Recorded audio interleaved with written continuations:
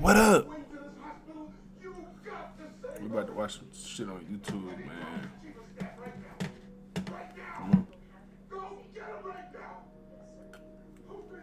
Come on. This is Google Pixel 9a with Gemini. It's free at Verizon, with plans starting at $30 a line. And this is Nicole asking, where the heck are you? And Gemini helping you respond in the style of Shakespeare. Get Google Pixel 9a on us and our new 3-year price lock guarantee with plans starting at $30 a line. The Lakers win in Luka's emotional, historic Dallas homecoming. It helps secure the 3 seed. And this is wild to me, UD. This marks the first time LeBron will have home court advantage since coming to Los Angeles. Isn't that crazy? Wow. There are 3 potential first-round opponents for the Lakers, right? The Timberwolves, the Nuggets, and the Warriors. Here's how each scenario is possible. Minnesota will be the 6th seed with a win and wins by the Clippers and the Nuggets. Remember, the Nuggets play Houston. Houston is playing their guys in this one. Denver would be the 6th seed with a loss and wins by the Clippers and Timberwolves. And for the Warriors, their easiest path to be the 6th seed is just win today against the Clippers. Now, the Lakers, they have the second best odds to win the Western Conference. But standings aside, do you think they're the second best team in the West, Stephen A? I think at this particular moment in time, you can say that. I know that Houston is the number 2 seed. I believe in Ime Udoka. Them young thoroughbreds can ball. I still think they're a piece away, or I should say a year away as opposed to a piece. Because even though Dylan Brooks and Fred VanVleet are on that squad, I still think you need somebody else from a leadership veteran standpoint to help them. But I think they've got the pieces, and they certainly have the coach. It's just that with the Los Angeles Lakers, you see LeBron and Luka together. And the elevated play of Austin Reeves can no longer be ignored. And, oh, by the way, I want to say something that I don't consider it bold at all.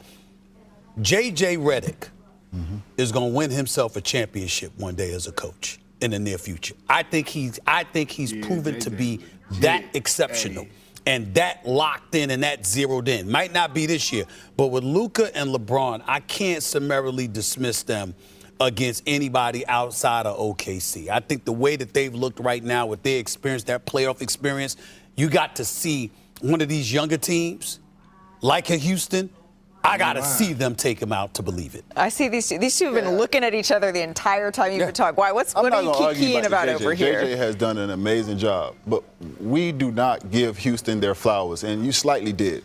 But yes, they might be young, but I'm looking at a team who has 5 guys starting in their starting lineup that average double figures. When we look at what Luka was able to go against last year against Boston, he wasn't able to hide. This is a team where if they played him in a 7-game series, he's not going to be able to hide. By the way, they're 14th in offense, but they're 2nd in defense, so they can guard. And on the other end, they're 1st in rebounding. The Lakers are 26 in rebounding. In a 7-game series, when you're in the mud, nobody's running any plays you haven't seen before. It comes down to physicality. It comes down to grit. It comes down to muscle. I'm looking at that team, and I'm saying, okay, yeah, everybody says the Lakers. I say Houston. Man, I disagree with you both. I get y'all points. Here's the reason with the Rockets. I feel like in a 7-game series with all the superstar power you have in the Western Conference, you need that closer, right? When the game gets tight in the fourth quarter, you need that guy that's going to be able to go toe-to-toe with a Jokic or Luka and LeBron or SGA. Exactly. I just feel like they don't have that right now consistently. But I'm with you. I love what I'm seeing out of the Rockets. Here's the problem that I have with the Lakers, right? They don't match up well with Golden State at all, right? They don't match up well with the Clippers, in my opinion, at all. Man. Any team that has the versatility to switch on the perimeter defensively causes problems for the Lakers. And that's what the Golden State exposed about a week ago when they played the Lakers, because Luka was trying to search people out. He's trying to search, who you going to search out? I'm going to bring Draymond up? Nope, because Draymond can switch. He's a smart enough defender. Can I bring up Pajimski? Nope, Pajimski, enough body, enough IQ to defend. So again, when I look at the perimeter defense that the Clippers have, Kawhi, Derrick Jones Jr., Chris Dunn, who we don't talk about enough, who's one of Tyler's favorite players, I'm just looking at it, it's OKC and everybody else. So who shouldn't the Lakers want to see in the first round? Let's assume today that Minnesota gets the win over you. Who shouldn't the Lakers want to see in the first? Who shouldn't the Lakers want to see in the first round?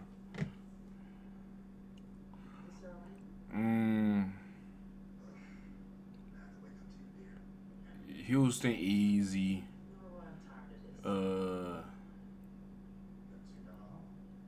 We don't want to see Golden State. I ain't gonna lie. Golden State has the literal best chance.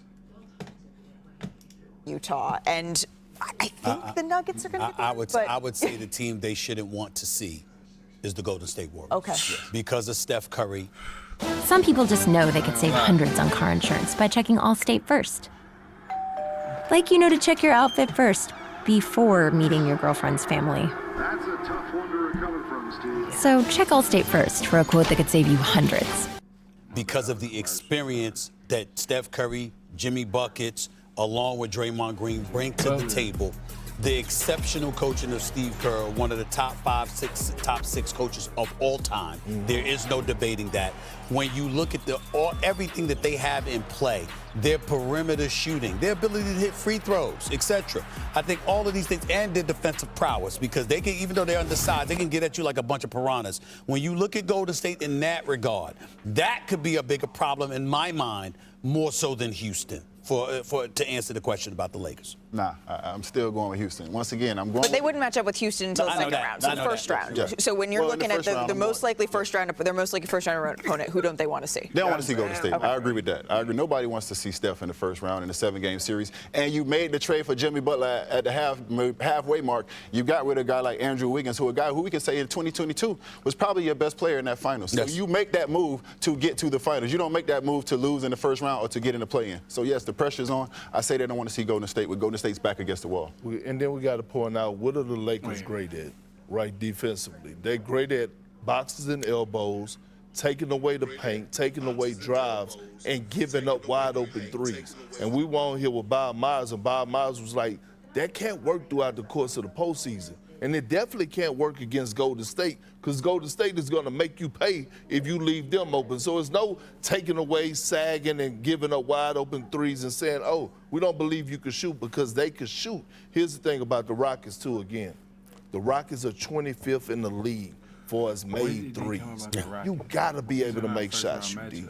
Sharanya is back with us. It's not Giannis. They're going to need Damian Lillard as well. What more can you tell us about his status? Malik, I'm told there is optimism that Damian Lillard will be cleared to return to action at some point during the NBA playoffs. He's been dealing with a blood clot in his calf, and he's having really weekly evaluations on that calf, on the blood clot, to see how it's going. And I'm told there has been progress. Doctors are seeing that blood clot shrinking with every passing day, and that's good news. I'm told there is a critical exam coming up for Damian Lillard in the coming days to see whether he can be cleared for the playoffs. Right now, what he's been limited to is some light basketball workouts. So he's making progress. We'll see if he gets that go-ahead. Damian Lillard has been out since March 18th. Shams, thank you so very much. Now, remember, both of these teams, they rank in the top half of the league in offense and defense. But a difference maker in this series, it could be three-point shooting. Milwaukee ranks second in three-point field goal percentage, and this season, Indiana is 8th here. Perk, what's going to be the key to this matchup in your eyes? Giannis,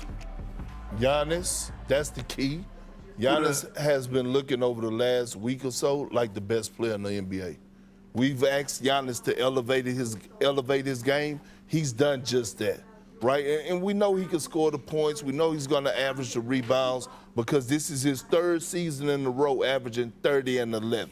But those assists went up. I looked, all of a sudden, Giannis had 20 assists in the game, 15 assists in the game. I'm loving him right now at that point forward position. And you talk about picking up the slack. Look at him. Big to big pick and roll right there with Brook Lopez. Look at Giannis Antetokounmpo making the plays right here. Giannis in transition, seeing the floor. Nice little kick ahead. Torian Prince, one of the best three-point shooters in the game right now percentage-wise. Giannis again, drawing the two, kicking to Lopez, stretching out the floor.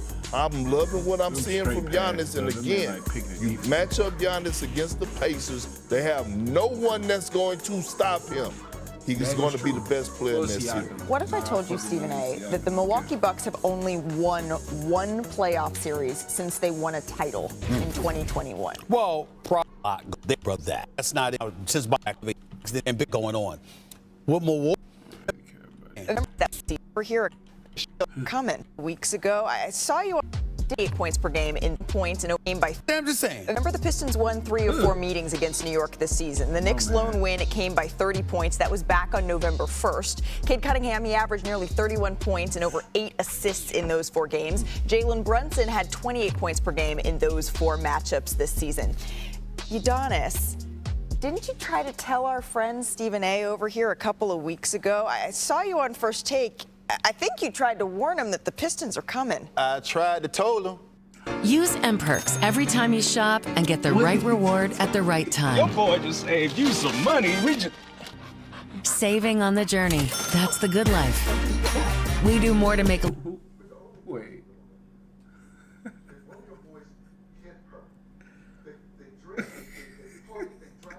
life a good deal better with M-Perks at Meijer. I tried to tell them about Detroit basketball. I tried to tell them boys they were coming. They're energetic. They're not scared. They're not afraid. They got a chip on their shoulder. They carry the D on their back like the Detroit Pistons. They really got that swag, and they ain't scared to mix it up a little bit. And I'm going to tell you, 3-1 against them in the regular season, Stephen A. Where your receipts at? Because you got your laptop right there.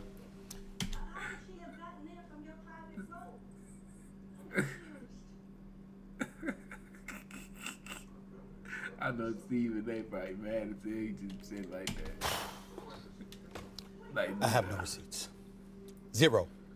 I'm not that confident with the New York Knicks right now this year. They're not what they were last year in terms of their grit. Hartenstein is gone. Obviously, DiVincenzo is gone. Even though Julius Randle wasn't healthy during the playoffs, he's gone right now. I think the New York Knicks have more offensive talent. I think they're devoid of that grit that they had last year. I'm still going to pick them to win this series, of course, but it's more emotional than anything else because when I look at the Detroit Pistons right now, they scare the living hell out of me. Cade Cunningham, that brother is special. That's a baller right there. And then when you see, first of all, Bernie Bickerstaff, I'm saying BJ Bickerstaff, sorry, he's one of my JB Bickerstaff. He's one of my leading candidates for Coach of the Year. I'm probably going to give it to him. I got other people email. I think the job he's doing in Houston has been spectacular. But Bickerstaff's got to be up there. But I just like the makeup of this Detroit Pistons team. And what I don't like most about this matchup for the Knicks is that Detroit seems to have what the Knicks had last year. And that's that grit, that grind. They'll make it ugly. They'll play whatever way you want to play to beat you, whatever it takes. And they pride themselves on trying to emulate the bad boys. Now, the Knicks were doing that last year. They ain't doing that this year. Well, I'm very concerned. Not just the bad boys. They didn't embody the whole Detroit culture. No, that's what I'm saying. What I'm saying is the bad boys, the Rasheed, Ben Wallace Pistons. And when I look at a guy like Cade Cunningham, first of all, I'm voting him first team All-NBA. Him and SGA are in my backcourt when it comes to first team All-NBA, along with Tatum, Giannis, and Jokic. That's my 5. I'm putting it out there. He is, Troy Weaver told me this when he drafted him, he is going to be the one that is going to bring the MVP back to America. Why do I say that? Because over the last 5 or 6 years, who's been winning the MVP? Giannis, Jokic. Yep. This year is going to be SGA. Guess who's going to be the first American basketball player to win the next one? It's going to be Cade Cunningham. That guy is so special. Now, for me to get back to the Knicks, you know I'm the self-proclaimed governor. Shout out to my boy Tracy Moore. We still allowing that? But I got to call a spade to spade. I'm worried. And you know who else should be worried? Tom Thibodeau. Tom Thibodeau better get it done. We're watching coaches getting fired right now. Taylor Jenkins, Michael Malone. You're watching the team now with Mikal Bridges. Y'all didn't have y'all back and forth with minutes. The Knicks fans, you've been critical about him not trusting his bench. You have the pieces. You don't give up a mansion to get Mikal Bridges. Right. You don't go out and you get a Karl Anthony Towns to come back and have the same success. That's Leon Rose, though. But how much does, I really enjoyed watching the Pistons this year. I think they have the perfect sort of makeup of young talent, of veterans that they've brought in. They've had the shooting piece down. They have sort of the perfect blend and mix. But how much does experience matter in the playoffs when you're talking about a New York Knicks team that knows that they have something to prove? And I know that depth, Stephen A., you've talked about is a concern, but in the playoffs, we know that rotations shrink. I mean, sometimes what you don't know is what you don't know. Those guys don't know it's the playoffs. It's just another game, and it's another team in front of us. And guess what? Nobody expects us to win this series. They thrive in that. They Is live Jalen in Brunson the best player in this series? No, nah. And it's not a knock on Jalen Brunson. Cade Cunningham is the best player in this series. There's 5 guys in the NBA that average at least 25, 5, and 5. Cade Cunningham is one of them. Giannis, Luka, Joker, and Tatum. And Cade Cunningham is one of those 5. Cade Cunningham is special. There's no doubt about it. We have to see him in the postseason. We haven't seen that yet. Let's see what he does, because we've already seen what Jalen Brunson could do come postseason time. The other thing that I think that we need to bring up, and important when you bring up Tom Thibodeau, there were much apologies to Frank Isola. We see him on around the horn all the time, because nobody's a bigger defender of Tom Thibodeau than Frank Isola, okay? I will keep in mind, I brought up depth in terms of developing cats to come off the bench so you can rely on them this time of year. That's number 1. Number 2, Big Perk, and I'll hand it to you. Who's Tibbs going up against? The same dude he beat last year when he was coaching Cleveland in Bickerstaff. So Bickerstaff is familiar with some of Tibbs' tendencies, but one could easily argue that the makeup of this team that he has in Detroit is a better match for the New York Knicks this time around, because the New York Knicks ain't the same squad. Look, I love the Pistons. I think what they've done up to this point is a huge success. They're not beating the New York Knicks in the first round. I can't agree with you that Cade Cunningham is going to be the best player in this playoff series. You know this better than anybody. 3-time NBA champion. How many times you went to the NBA Finals? How many postseason? Look, combined, we probably have how many playoff games, moments? Man, that scout report get that thick. Right, and when you look at the experience, Jalen Duren, has he been to the postseason? No. Isaiah Stewart, has he been to the postseason? No. So we could be watching, or we're going to be watching the same thing that we saw in Oklahoma City last year. You got to go through the growing pains and do not ever disrespect big body Brunson again. Y'all always wonder how the Miami Heat go from the A seed and get to the finals, because you got dogs. I'm looking at a team full of dogs in Detroit. 8 Mile, 9 Mile, all that on them boys riding with all that. I would say this. I'm betting on the dogs. I would say this to you. I'm gonna go with my Knicks, but I'm gonna say this to you. All bets are off if Cade Cunningham shows up in the postseason the way he is showing up in the regular season. If that brother shows up, I understand they don't have the experience, but if you got a cat that you can get a ball to and you can say, take me there, them dogs surrounding him can't help get it done. When you say show up, that means he goes from averaging 26 to averaging 30.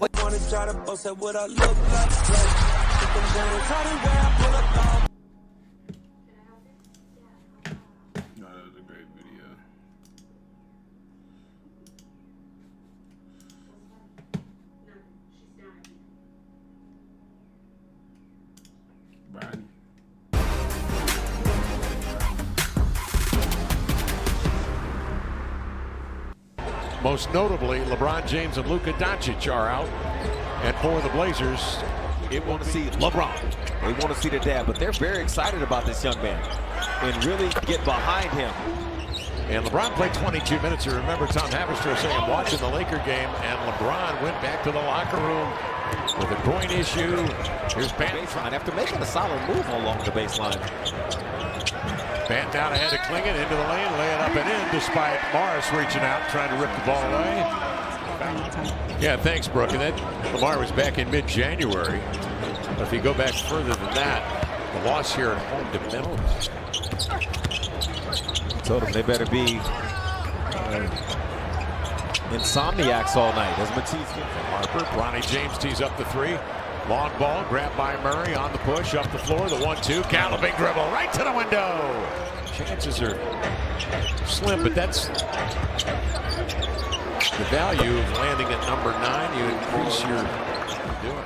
It's very kind of We'll put some Cops and Robbers music behind it, some Mannix theme music from the 70s. Yeah, we'll dress that baby up. Here's Mel. And then he becomes that defensive force we have seen him become. Delano, an offensive force. Wob on Twitter will do a Wob investigation. Yeah. We got to get to the bottom of Mark Mason does not make mistakes. He's like Chris, and they want to keep their guys fresh, keep them in kind of rhythm before the playoffs happen. I feel like you want to be at the top of your game.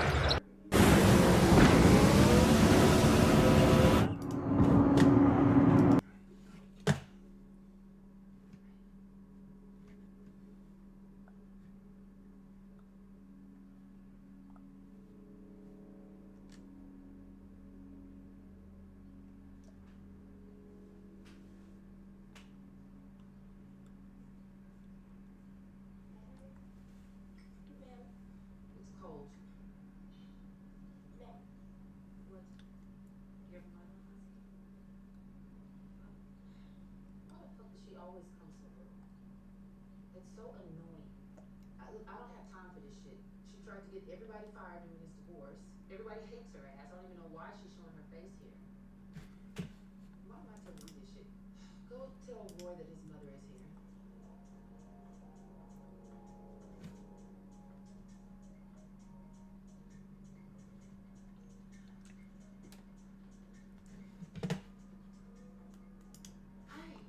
We need to talk. Yeah. Okay? Oh, you come to my office. Why is everyone staring at me? I helped build all this. Yes, you did. What do you want? Maybe they ain't shit too much. This bullshit. Think it out. But just like you, I have an inheritance